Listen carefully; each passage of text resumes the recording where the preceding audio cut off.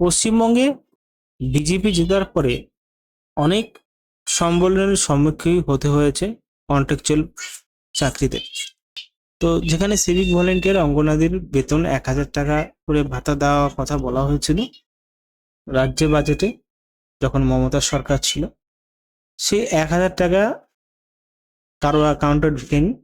তো সেক্ষেত্রে একটা প্রতিনিয়ত একটা খবরের মাধ্যমে আমরা জানতে পারি পুরো বিষয়টা, যে যারা কন্ট্রাকচুয়ালে চাকরি করছো, মানে পার্মানেন্ট নয়, টেম্পোরারি বেসিক, যেরকম সিভিক ভলেন্টিয়ার, অঙ্গনারী, বিএসকে কেন্দ্র রয়েছে এবং সাথে এসডিও, বিডিও, পৌরসভায় যত সমস্ত দক্ষতা বা ডিপার্টমেন্ট কক্ষ রয়েছে, সমস্ত কক্ষতে তারা কাজ করছে। তাদের বেতন কাঠামো নিয়ে কোনো উপকৃতটা কোনো কথা নেই, বার্তা নেই। এবং এখানে এটাও বলা হচ্ছে যে যারা বেতন পাবে সেক্ষেত্রে সেই বেতনটা তাদের জন্য ঠিকই আছে, তারা বলছে। এবং যেহেতু এই ডিপার্টমেন্টগুলোতে অনেক হাই লেভেলের কোয়ালিফিকেশন যুক্তওয়ালারা ছেলেমেয়েরা রয়েছে, তাদের জন্য আলাদাভাবে কিছু সিলেক্টেড করবে পার্সন এবং তাদেরকে অন্য ডিপার্টমেন্টে নিয়োগ করা হবে। যেহেতু এখানে বোঝা গেল যে সিভিক ভলেন্টিয়ার যে পোস্টটা রয়েছে সেটা আর থাকবে না এবং সেই পোস্টটা কোনো মতেই রাখা হবে না, তাদেরকে সমস্ত ডিপার্টমেন্টে আলাদা আলাদা করে ভাগ করে দেওয়া হবে। এবং যেহেতু পুলিশের কাজে একটা হাইট এবং দক্ষতা, যোগ্যতা এগুলো প্রয়োজন থাকে, তো সেটা কিন্তু এখানে নেই।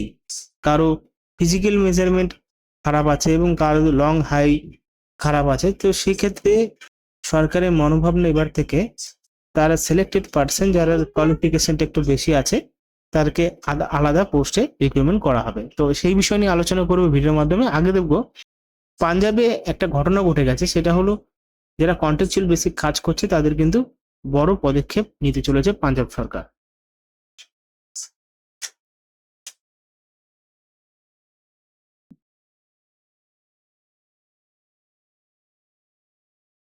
তো দেখো, আমি এটা আগে দেখিনি কি বলা হচ্ছে, যে দেশের ইতিহাসে প্রথম এক ধাক্কায় 65,000 চুক্তিভিত্তিক ও অস্থায়ী কর্মীকে স্থায়ী করলো পাঞ্জাব সরকার। খুব ভালো একটা নিয়ম। ঠিকাদার প্রথার অবসান ঘটিয়ে ঐতিহাসিক সিদ্ধান্ত আপ সরকারের, ঠিক আছে, আম আদমি পার্টি সরকার। কর্মীদের সম্পূর্ণ অধিকার এবং সম্মান দেওয়ার ঘোষণা কেজরিওয়ালের।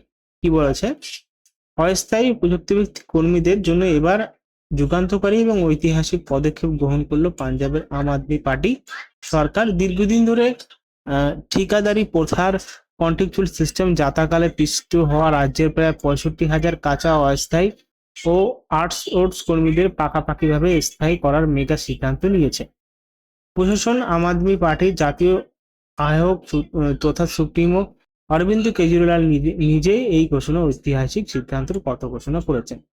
অরবিন্দ কেজরিওয়াল জানিয়েছেন, দেশে এই প্রথমবার এত বড় পরিসরে ঠিকাদার প্রথা সম্পূর্ণভাবে বিলুপ্ত করে কর্মীদের স্থায়ী করার মতন কোনো ঐতিহাসিক সিদ্ধান্ত না হলো।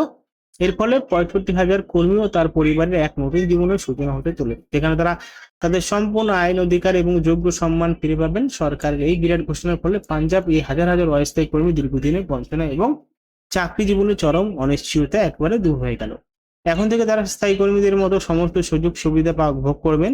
পাঞ্জাব সরকারের এই ঐতিহাসিক ঘোষণার পরে প্রকাশ্যে আসতেই সারা দেশের পাশাপাশি বাংলা লক্ষ লক্ষ চুক্তিভিত্তিক অস্থায়ী কর্মীর মনও নতুন করে প্রবল আশা সঞ্চাল হয়েছে।